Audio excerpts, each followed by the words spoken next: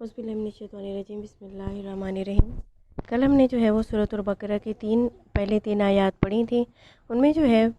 सबसे पहले अल्लाह ताला ने कहा कि इस किताब में जो है वो कोई शक नहीं। फिर उसके बाद अल्लाह ताला ने कहा लेकिन इस किताब से जो है वो हर शख्स फ़ायदा नहीं उठा सकता है। इस किताब से जो है वो फ़ायदा सिर्फ़ वो लोग उठाएंगे जो चंद शराइत पर पूरा उतरते होंगे। उनमें सबसे पहली शर्त क्या बताई कि वो शख्स जो है वो भलाई और बुराई में तमीज़ करने वाला हो। दूसरी शर्त बताई कि वो गैब पर ईमान लाता हो। तीसरी शर्त बताई कि वो नमाज कायम करता हो। चौथी शर्त बताई कि वो अल्लाह ताला ने उसको जितना भी रिस्क दिया है उसमें से खर्च करता हो। आज हम पढ़ेंगे कुरान पाक की आयत नंबर 4 और उसके बाद जो है पाँचवीं शर्त उसके साथ शुरू होगी। औज़ुबिल्लाहिमिनश्शैतानिर्रजीम वल्लज़ीना युमिनूना बिमा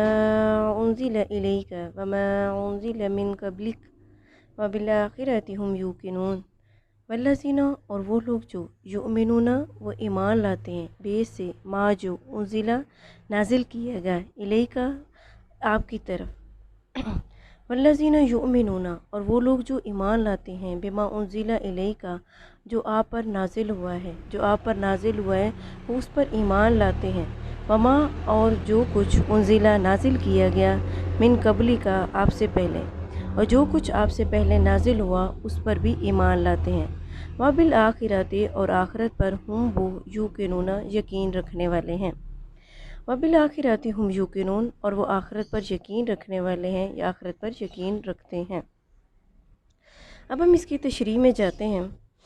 कि अब ये कुरान पाक ने जो है वो उसकी कुरान पाक से हिदायत हासिल करने की अल्लाह ताला ने पाँचवीं शर्त बताई है। वो क्या है कि वल्लज़ीना युमिनूना बिमा उन्ज़िला इलैका वमा उन्ज़िला मिन क़ब्लिका, कि आदमी उन तमाम किताबों को हक तस्लीम करे जो वही के ज़रिए अल्लाह ताला ने हमारे नबी सल्लल्लाहु अलैहि वसल्लम पर और मुख्तलिफ़ अम्बिया पर, चाहे उनका ताल्लुक़ कौन से ज़माने या कौन से मुल्कों से था, उन सब पर ईमान लाए। अगर इंसान जो है यानी चाहे वो कोई भी नबी हो उन सब पर ईमान लाए और उनको हक तस्लीम करे। अगर कोई शख्स जो है ख़ुद अपने नज़रियात कुछ कायम कर ले और उन्हें ये समझे कि ये अल्लाह ताला की तरफ से है, या फिर ये वो सिर्फ़ उन्हीं आसमानी किताबों का कायल हो जिनको उसके बाप दादा मानते चले आए हों और उससे निकली हुई दूसरी हिदायत से इनकार कर दे कबूल करने से, तो उसके लिए भी अल्लाह ताला फरमाते हैं कि वो उससे फ़ायदा या हिदायत नहीं उठा सकता है, उसको हिदायत नहीं मिलेगी। अल्लाह ताला कहते हैं ये जो है सिर्फ़ उन लोगों के लिए हिदायत है जो अपने आप को ये सोचते हैं कि मैं तब तक जो है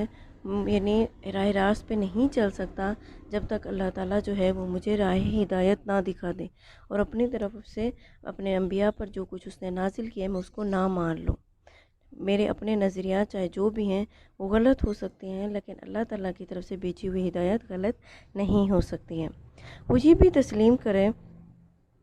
कि खुदा की ये हिदायत हर इंसान के पास अगर अल्लाह ताला चाहते तो अलग अलग आ सकती थी, लेकिन अल्लाह ताला ने जो किताबें अम्बिया और आसमान अम्बिया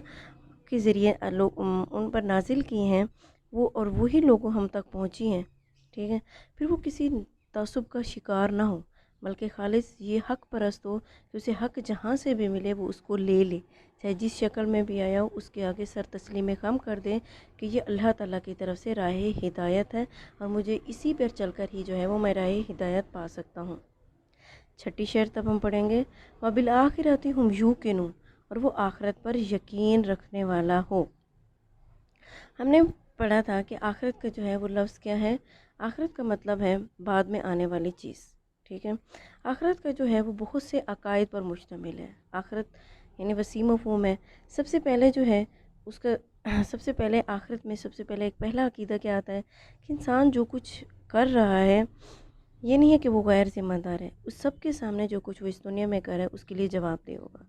दूसरा अकीदा ये रखें कि ये कुछ जो निज़ाम दुनिया का चल रहा है ये हमेशा रहने वाला नहीं है, बल्कि ये जल्द ही जो है वो ख़त्म हो जाएगा, और ये कब ख़त्म होगा ये सिर्फ़ अल्लाह ताला ही जानते हैं। फिर अल्लाह ताला क्या करेंगे, तीसरा अकीदा कि अल्लाह ताला जो है वो एक दूसरा जो है वो जहान बनाएंगे और जितनी भी आज तक तख्लीक बनाई है उन सबको दोबारा पैदा करेगा, उन सबको एक जगह पे जमा करेगा اور سب کو جو ہے وہ برابر ہر کسی کے کیے کا پورا پورا بدلہ دیا جائے گا۔ جو لوگ نیک ہوں گے وہ جنت میں جائیں گے، جو لوگ بدکار ٹھہریں گے وہ دوزخ میں جائیں گے۔ یہاں پہ انسانی ایک اور عقیدہ بھی ہے کہ دنیا میں جو لوگ، معیار یہ نہیں ہے کہ دنیا میں جو لوگ خوشحال ہیں یا کامیاب ہیں وہی آخرت میں بھی کامیاب ٹھہریں گے، بلکہ کامیاب لوگ وہ ہوں گے جن کو اللہ تعالیٰ کا فیصلہ کامیاب قرار دے گا، اور جو ناکام ہوں گے اللہ تعالیٰ ناکام ٹھہرائیں گے، وہ ناکام ہوں گے۔ اگر یہ سارے عقیدے یعنی جتنے جو میں ابھی بیان کیے ہیں ان ساری باتوں پر اس کا یقین نہ ہو، وہ قرآن سے فائدہ نہیں اٹھا سکتے۔ اگر کسی کے دل میں یعنی شک بھی ہے تھوڑا سا کہ نہیں آخرت یعنی میں بھی کامیاب ہو جاؤں گا، میری کامیابی حتمی ہے، میں دنیا میں بھی کامیاب ہوں، آخرت میں بھی کامیاب ہو جاؤں گا، یا پھر اللہ تعالیٰ جو ہے وہ کیا جو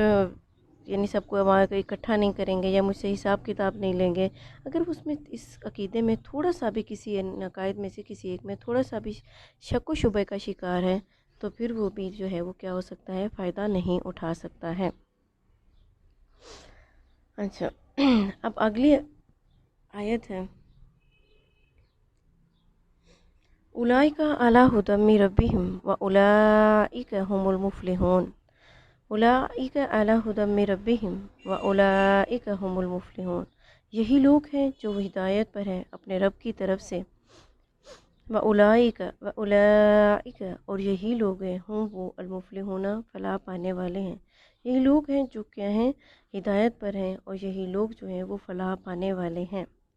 اب اللہ تعالیٰ کہہ رہے ہیں کہ جن لوگوں میں یہ 6 شرائط پوری کی پوری ہوں گی وہ کیا ہوں گے، وہی جو ہے وہ کامیاب ہوں گے، اور یہی لوگ جو ہیں وہ کیا کریں گے، یہ نجات اور فلاح پائیں گے۔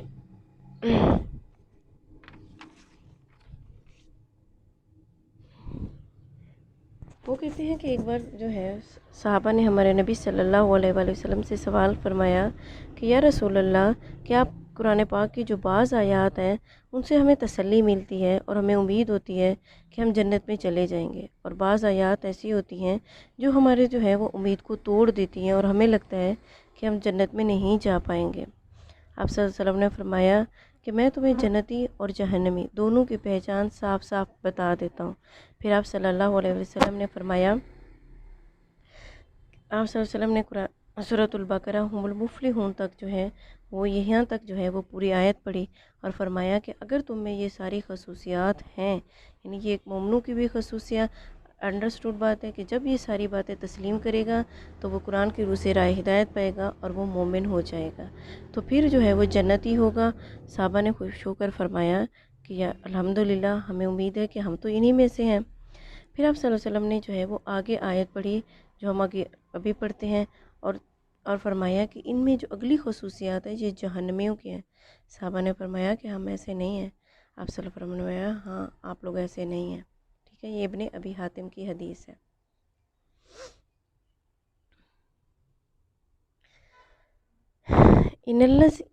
ان الذین کفروا سواء علیہم اانذرتہم ام لم تنذرہم لا یؤمنون۔ بے شک الذین جو لوگ کفر کیا، سواء یعنی برابر ہے، علیہم ان پر، انذرتہم کہ تم ان کو ڈراؤ، ام یا لم نہیں، تنذرہم تم ان کو نہ ڈراؤ، لا یؤمنون وہ ایمان لانے والے ہرگز نہیں ہیں۔ اب اللہ تعالیٰ آگے فرما رہے ہیں کہ ان الذین کفروا جن لوگوں نے کفر کیا، یعنی جن لوگوں نے اوپر والی 6 باتوں کا کفر کیا، سواء علیہم اانذرتہم ام لم تنذرہم لا یؤمنون کہ تم ان کو ڈراؤ یا نہ ڈراؤ ان کو لیے برابر ہے، لا یؤمنون وہ ایمان لانے والے ہرگز نہیں ہیں۔ اب اللہ تعالیٰ کیا کہہ رہے ہیں کہ یہ جو 6 شرائط اگر وہ پوری نہیں کر رہی ہیں، ان میں سے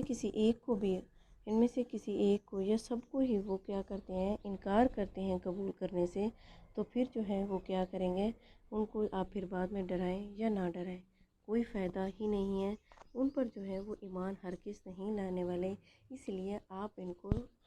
ڈرانے میں اپنے آپ کو ہرگز نہ تھکائیں۔ حضرت عباس فرماتے ہیں، عبداللہ بن عباس فرماتے ہیں کہ ہمارے نبی صلی اللہ علیہ وآلہ وسلم کو اس بات کی بڑے حرص تھے کہ تمام لوگ جو ہیں وہ ایمان والے ہو جائیں اور راہ ہدایت پا جائیں، لیکن اللہ تعالیٰ نے فرمایا کہ یہ سعادت جو ہے وہ ہر ایک کے حصے کی نہیں ہے، یہ نعمت جو ہے وہ بٹ چکی ہے، جس کے حصے میں آئے گی وہ آپ کو مانے گا، اور جو بدقسمت ہے وہ آپ کے اطاعت کی طرف ہرگز ہرگز نہ جھکے گا۔ اگلی آیت نمبر 7، ختم اللہ علی قلوبہم وعلی سمعہم وعلی ابصارہم غشاوۃ ولہم عذاب عظیم۔ ختمہ مہر لگا دی، اللہ نے، علی پر، قلوبہم ان کے دل پر، اور اعلیٰ پر ہیں، پر، سمعہم ان کے کانوں پر، اور اعلیٰ ابصارہم ان کی آنکھوں پر، غشاوتاً پردہ پڑ گیا ہے، اور لاہم ان کے لیے ہے، عذاب عظیماً بڑا۔ اب ہم نے پچھلی جو حدیث پڑھی تھی اس میں اللہ تعالیٰ نے کفار کی جو آیات بتائی ہیں وہ یہاں تک بتائی ہیں کہ جو نہیں مانے گا اور اس میں یہ جو علامتیں ہوں گی وہ کیا کرے گا، وہ جہنمی ہوگا۔ اب اللہ تعالیٰ کہتے ہیں، اب اللہ تعالیٰ فرما رہے ہیں کہ میں نے ان کی جو ہے وہ کیا کر دیا ہے، ختم اللہ علی قلوبہم، میں نے ان کے دل پر جو ہے وہ کیا کر دیا ہے، مہر لگا دیا۔ ہم نے پڑھا تھا فرسٹ ایئر میں، ختم کا کیا مطلب ہوتا ہے، مہر لگا دینا، یعنی کسی چیز کو جو ہے وہ اچھی طرح سے بند کر دینا، ایئر ٹائٹ کر دینا، سٹیمپ کر دینا۔ جب کسی خط بھیجتے ہیں تو بعد میں انویلپ کرتے ہیں اور اس کو جو ہے وہ ہم کیا کرتے ہیں، آخر میں سٹیمپ لگا دیتے ہیں۔ پیپر آپ بھیجتے ہیں تو اس کے اوپر سٹیمپ لگا دیتے ہیں کہ اب اس کو جو ہے وہ یہ سیل بند ہو گیا، اب اس کے اندر سے کوئی اور گنجائش نہیں ہے۔ اب اللہ تعالیٰ کہہ رہے ہیں کہ ان کو جو ہے، ان کے دلوں پر جو ہے وہ میں نے مہر لگا دی ہے۔ کیونکہ اللہ تعالیٰ کے انہوں نے بنیادی جن امور کا اللہ تعالیٰ نے ذکر کیا ان سب کو اس نے رد کر دیا ہے، اور اپنے لیے یہ پیش کیا ہے کہ وہ قرآن کا جو پیش کردہ راستہ ہے اس کو ایکسیپٹ نہیں کرے گا، بلکہ اپنی مرضی اور اپنے نفس کی جو ہے وہ پیروی کرے گا۔